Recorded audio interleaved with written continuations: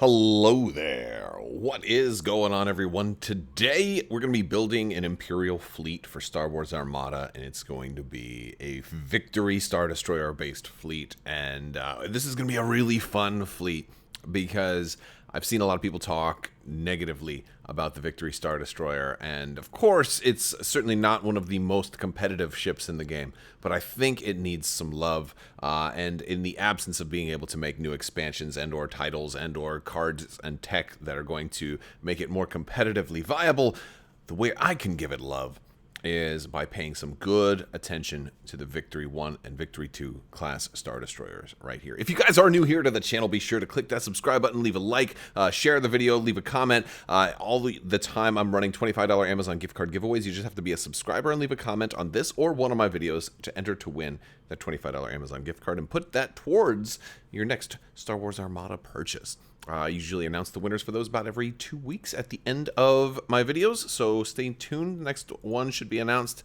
early next week, so stay tuned for that. We've got plenty more Armada goodies coming. We've got more builds. We've got some tournament report stuff in the works, so stay tuned for lots of really cool gameplay and theory crafting for Star Wars Armada.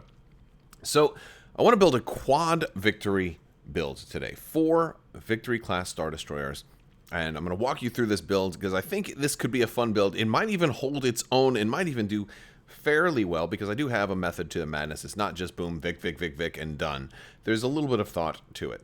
So the Victory Star Destroyer, all right, it's a little overpriced for how good it is, right? Especially like if you compare it to certain other ships that are kind of comparable, you know, like it's almost got the same amount of hull, and I feel like the Venator has got like a little more firepower, a lot more utility, a lot cooler stuff going on with it, and it's also a larger ship, and it costs almost about the same. Like you got 90 versus 85 here for the Vic 2, so.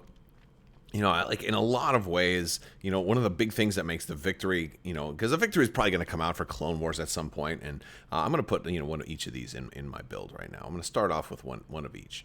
All right, a Vic 1 and Vic 2. We're going to put those in the build here. I'm going to be running 4 Victories, and we're going to do more, but I want to start off with just some of the basics because I think one of the things that's going to make this ship kind of stand out, at least compared to like the Republic and some of the Clone Wars era stuff, if it does eventually come for the Republic, is the fact that it has an ion cannon slot, and just about nothing else in the Republic has the ion cannon slot. So this could be one area where it shines. Of course, titles and a lot of other things can certainly work with that, because we can always use the lovely ion cannon to do some great stuff. There's lots of really cool things that we can do here. But I like the heavy ion emplacements. It's always a really fun one. And one of the good things that I've always done in the past with the Victory 2 is done just something like disposable capacitors and heavy ion emplacements. And if we're looking for long range and lots of blue dice, how about something like quad battery turrets? This is already a slow ship. I think the Victories all across the border are great candidates for an upgrade like quad battery turrets. It's going to give us an extra blue die if somebody's going faster than us, and it's not hard for people to be going faster than us, especially with our front arc being the main teeth of the ship. People are going to often want to try to get out of the front arc, so one of the best ways to do that is to speed up, and that's when you get them. That's when you make them pay for it. So, and the other thing I used to always run in, before the Clone Wars came out, and we had the Armada 1.0, we called it, was gunnery teams. And gunnery teams is still a good option for a build like this on a Victory. If you're doing a concentrate fire command, you'll be able to take, pop that disposable capacitors and take 2 shots out of the front arc and make some really, really good work of it. Gunnery teams is a little bit more limited here, and I do, having 4 Victories, for points purposes, I'm going to omit gunnery teams from this particular build. Just so I don't feel bad popping disposable capacitors if I happen to only have one target. And this also makes me a little more flexible, so I can nav and engineer if I need to. This is going to be not a heavy squadron build, although you could run Vics with squadrons. I'm going to run Mahdi here, and one of the things that I'm trying to do here is just, hey, if I'm going to have 4 Vics, let's make it 40 hull, right? Let's make it 40 hull. This is a build that's not going to get tabled. Just plain and simple. It's a 40 hull. I mean, come on. Nobody's taking down 40 hull. It's just not going to happen. So you'll be flying. You'll be flying this until the end of the game. That's for sure. Yeah, so since this is a medium ship, Admiral Mahdi is going to give all these Vics a whopping 10 hull instead of just 8, which is pretty good, especially with 3 shields on the front and 3 shields on the side. That's not bad. We got brace and we got some redirects. We can make good use of all of those things. Mahdi's going to work fairly well. He's he's overall a good commander, but he's going to work really well, I think, with a 4 victory build.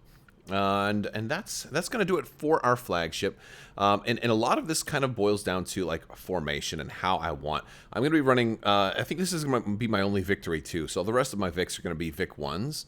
And ideally, this will be in the center, and I'll have a Vic 1 on each side of the ship, protecting its side arcs. So people, they'll have a harder time getting out of the front arc. If they want to sneak around me, they're going to have to get close, and then they're going to face the black dice of one of the side ships. That's kind of the idea of how I want. Now, maybe some fast ships will be able to sneak in between, but we want to have a good wall of fire by flying these Vics in formation. Now, we won't be able to turn very well, so you need to make sure your deployment is good and that you're facing the enemy fleet.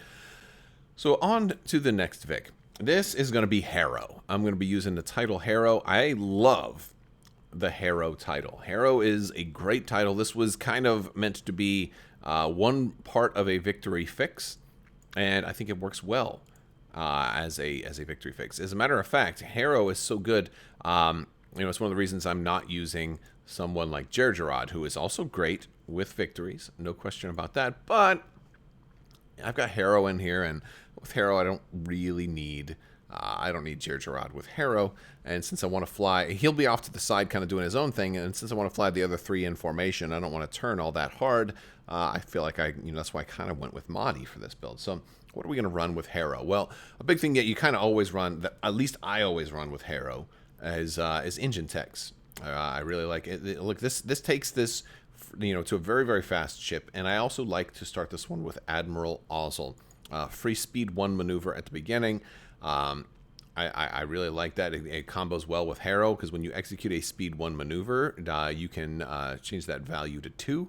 So what I like to do with a ship build like this is I like to have this build, starting pretty far forward as it can get, but also at a little bit of an angle. So this way, that first turn 2, it puts me even farther forward. I do a nav command on the first move, and I get that extra yaw again, and then engine techs, and you're just able to get like extremely far, like potentially even faster than a speed 4 ship on your first turn, which is just amazing. And because this is a Vic 1, where we're gonna put assault proton torpedoes on here. We want to get up close, and we can really bum rush somebody. Ideally, you kind of want to go for somebody's flanking ship or something like that, and just put some pressure. You'll be able to turn the ship around pretty good with engine techs, and this is a ship you're going to want to nav a lot, and that's great. That's a very good thing. You want to be in. You're going to be wanting to do those engine techs. Those engine techs are all going to be speed 2 turns because of the Harrow. It's not going to cost you hull or shields to do that like it would with Gergerod as well.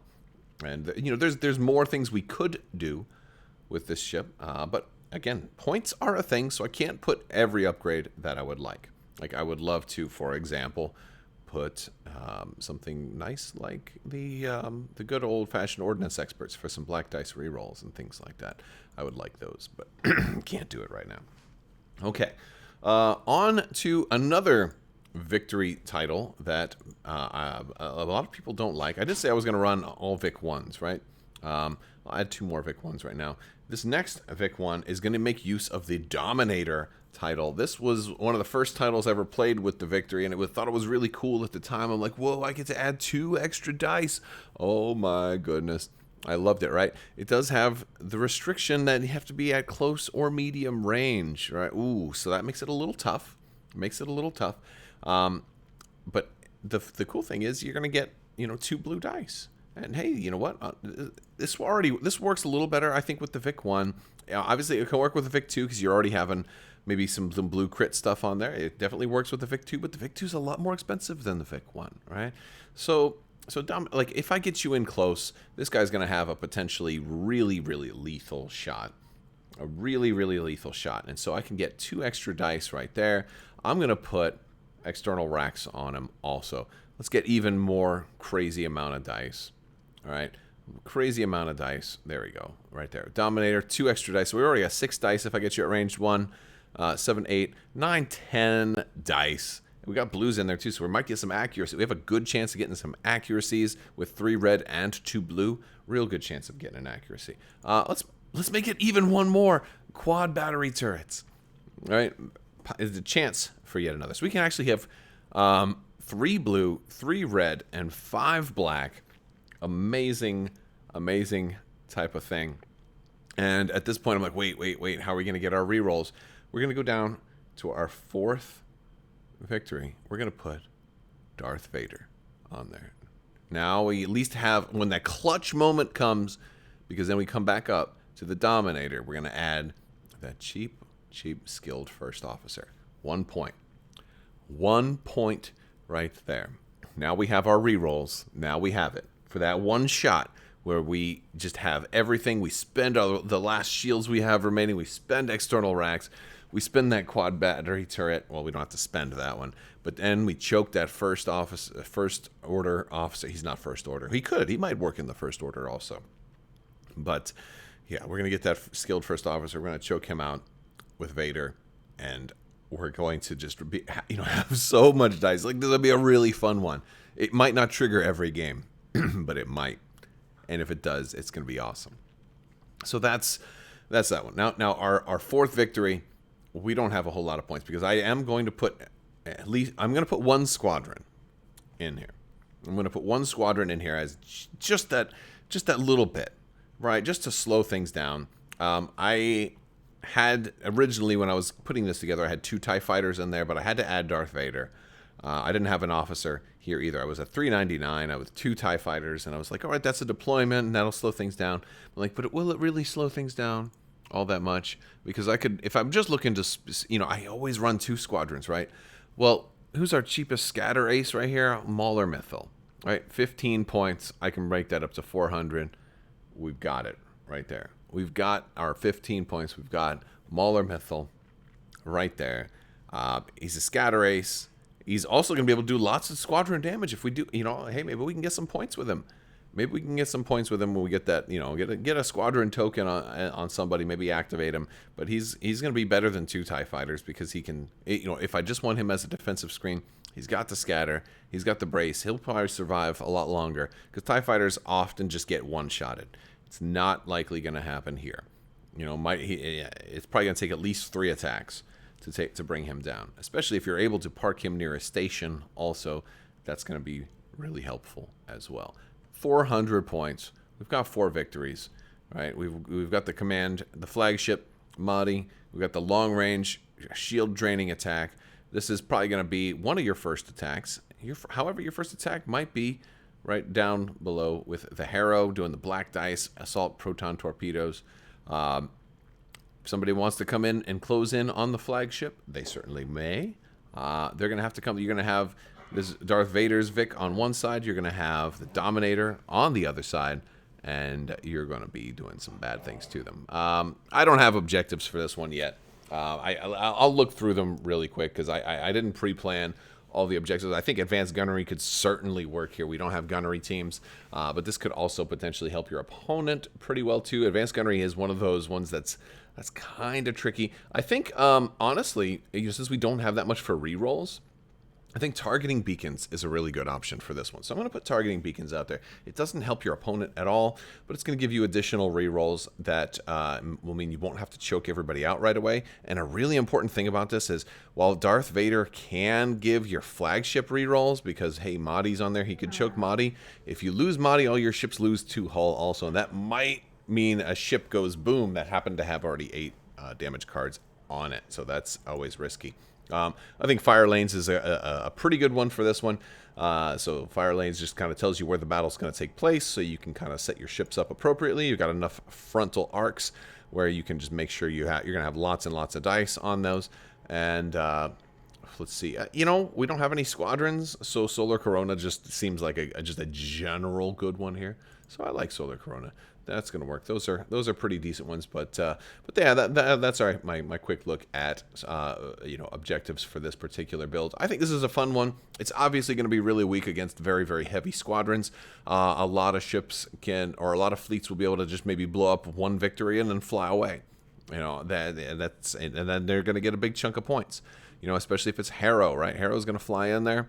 That's 90 points. You know, a lot of people will take 90 points and fly away. That's what, a 7-4 win. So you know, they might do that. But then again, you know, you don't have to fly him that quickly. You know, you could this could be your first ship that you deploy because it can reposition very, very easily. And that could buy you a little bit of game knowledge. But you know, generally you're probably going to have a deployment disadvantage with a build like this. So, you know, do a lot of navs with this command. With this fleet, try to reposition. Try to do the best you can. And let me know if you run this fleet and if you have fun with it. I think I'm thinking of running it sometime soon. I don't know how many people actually have 4 Victory Star Destroyers, but they're one of those few ships that's almost never out of stock. So maybe some people do. All right, I will talk to you guys later. I want to thank you all so much for watching. Big thanks to all of my supporters on Patreon. You guys are amazing, and I couldn't do this without your continued support. So thank you so much, and as always, have a great day.